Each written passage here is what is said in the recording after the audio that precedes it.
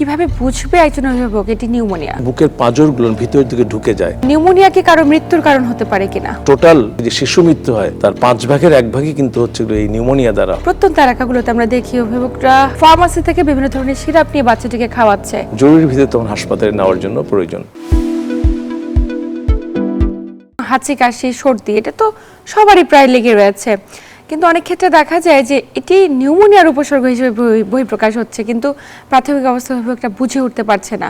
আমি একটু জানতে চাই যে আসলে নিউমোনিয়া কি ধরনের জটিলতা এবং কিভাবে বুঝবে একজন অভিভাবক এটি নিউমোনিয়া? সর্দি কাশি জ্বর তো পুরো সিজন জুড়েই থাকে, পুরো হোল ইয়ার। এই টাইমটাতে লক্ষ্য করা যায় যে হাঁচি কাশি দিল, নাক দিয়ে পানি, সে সাথে সাথে বাচ্চাদের শ্বাসকষ্টটা বেড়ে যায় এবং যে কাশিটা অনেক সময় বুকে ব্যথাও করে, কাশতে গেলে বাচ্চা বুকে ব্যথা করে, কাঁধে, খায় না। এবং নিউমোনিয়া তখনই বুঝতে পারবে যখন মা দেখবে যে তার শ্বাস প্রশ্বাসের যে ব্রেথ রেট যেটা বলি আমরা, রেসপিরেটরি রেট, এটা এক এক বয়সে একটা নর্মাল পর্যন্ত থাকে। যেমন একটা এক্সাম্পল আপনাকে দিই, যে বাচ্চা জন্মের পর থেকে 2 মাস বয়স পর্যন্ত 60-এর নিচে হলো নর্মাল রেসপিরেটরি রেট যেটা বলি আমরা। 60-এর অধিক চলে গেলেই আমরা বুঝি যে তার শ্বাস প্রশ্বাসের কোনো সমস্যার জনিত রোগ নিয়ে সে বহিঃপ্রকাশ করছে। আরেকটা বাচ্চা যেমন 2 মাস থেকে 1 বছর, ও রেসপিরেটরি রেট থাকবে 50-এর নিচে, মানে শ্বাসের গতি, শ্বাসের যেটা হচ্ছে রেসপিরেটরি রেট যেটা বলি আমরা, শ্বাসের একটা নর্মাল মাত্রা কতটুকু, হ্যাঁ, তো 50-এর নিচে থাকে সাধারণত নর্মাল। 1 বছর বয়সে 2 মাস থেকে 1 বছর, 50-এর উপর চলে গেলেই মা যদি নর্মালভাবে একটা বাচ্চা ঘুমন্ত অবস্থা যদি নিজেও গুনে যদি 1 মিনিটে তার শ্বাস প্রশ্বাসটা চলতেছে হলো 50-এর উপরে, তখনই তার চিন্তা করতে হবে যে হচ্ছে কি যে তার বাচ্চা নিউমোনিয়ার দিকে চলে যাচ্ছে। আচ্ছা, সাথে সাথে আরেকটা জিনিস, বুকের পাঁজরগুলো ভিতরের দিকে ঢুকে যায়, ওটাকে আমরা বলি চেস্ট ইন ড্রয়িং।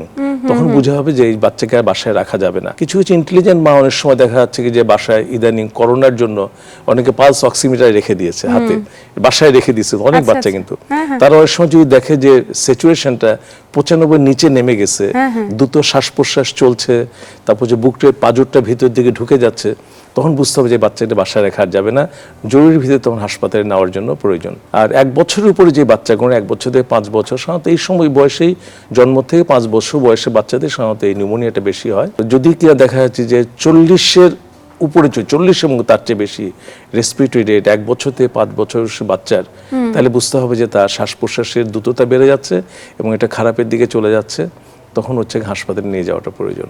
আচ্ছা স্যার, একটু জানবো যে মানে এই যে শ্বাসের গতি বেড়ে যাচ্ছে, নিউমোনিয়া আক্রান্তের মতো একটা ঝুঁকি তৈরি হচ্ছে, মানে এই ঝুঁকিটা কি যে কোনো শিশুর হতে পারে নাকি আক্রান্তের ঝুঁকিতে বিশেষ কোনো শিশু রয়েছে? যে কোনো শিশুর হতে পারে। এছাড়াও আক্রান্ত শিশুদের মধ্যে মানে কিছু যাদের ইমিউনো ডেফিসিয়েন্সি যাদের থাকে, মনে করেন যারা একটা বাচ্চা মিজিলসে ভুগেছে অথবা একটা প্রিম্যাচিওর বাচ্চা হয়েছিল, যাদের কিনা রোগ, অথবা বাচ্চা যদি ম্যালনিউট্রিশনে যদি ভোগে, যেদিকে আমরা বলি, এই সমস্ত বাচ্চাদের ঝুঁকিটা অন্য সময়ের তুলনায়, অন্য বাচ্চাদের তুলনায় একটু বেশি বেড়ে যায়। মানে আমরা বলতে চাই যে যাদের ওজন কম নিয়ে জন্মেছে, একটু ওজনটা কম ছিল, অথবা ঠিকমতো খেতে পারে না, একটু আন্ডারওয়েট চাইল্ড, তাদের ক্ষেত্রে এই ঝুঁকিগুলো বেশি বেড়ে যায়।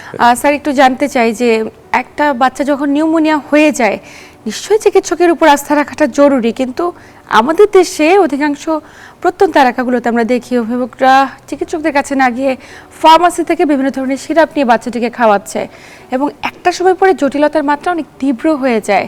তখন আসলে নিউমোনিয়া কি কারো মৃত্যুর কারণ হতে পারে কিনা? নিউমোনিয়ার কারণেই হচ্ছে অন্তত 20-22% ডেথ হয়, এবং এটা কিন্তু টোটাল যে হচ্ছে কি যে শিশু মৃত্যু হয় তার 5 ভাগের 1 ভাগই কিন্তু হচ্ছে এই নিউমোনিয়া দ্বারা হয়। এবং যেটা আমাদের একটা সাজেশন হলো, আপনাদের শ্বাসকষ্ট হলে, সর্দি কাশি হলে, জ্বর হলে ফার্মেসিতে ওষুধ না নিয়ে আপনার নিকটস্থ যে স্বাস্থ্যকেন্দ্রে যান, ওখানে আমাদের ডাক্তার সাহেবরা আছেন, তারা কিন্তু ধরতে পারবেন যে বাচ্চা নিউমোনিয়াতে আক্রান্ত হচ্ছে কিনা। সাধারণ সর্দি কাশির জন্য তেমন কিছু ওষুধই লাগে না, অনেকে বাসায় হচ্ছে জ্বরের একটা সিরাপ দিল, খাওয়ালো, কোনো ব্যাপার না। কিন্তু আমি যে পয়েন্টগুলো বললাম যে তার শ্বাস প্রশ্বাসের গতি দ্রুতটা বেড়ে যাওয়া এবং তা হচ্ছে বুকের পাঁজরটা ভিতরে ঢুকে যাওয়া, এই ক্ষেত্রে বাসায় বসে না থেকে এবং ফার্মেসির উপরে ওষুধের উপর নির্ভর না করে আমি বলবো আপনার কোনো নিকটস্থ স্বাস্থ্যকেন্দ্রে গেলেই তারা সিভিয়ারিটিটা বুঝতে পারবে।